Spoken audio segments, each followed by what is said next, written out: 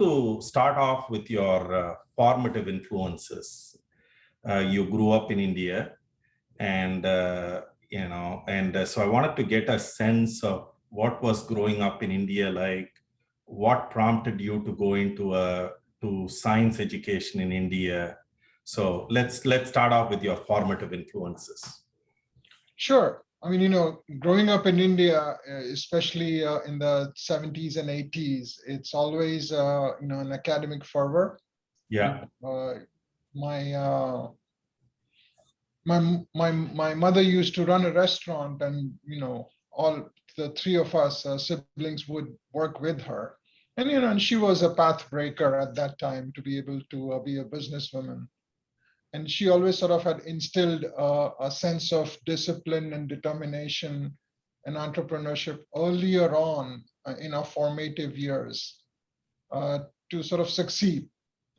Now, as you probably know quite well, that growing up in India, you either, sort of had the ambition of being in the medical profession or in the Right. engineering profession. Right.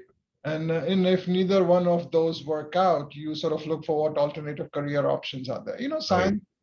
Science always, I had always had an inclination towards science, but I also sort of had a sense of wanting to do something on the government side initially. And I sort of went through the various examinations, public examinations that most Indians growing up as kids do take at some point of time. And I started my initial career as a customs officer, customs and excise officer. Wow. And while I was doing that, oncology and cancer played a big role in our family early on. So I had this fascination about what we could do around oncology and cancer, and then study more about it. And at that time, my plans sort of shifted towards or more of an academic career and pursuing post-graduation studies.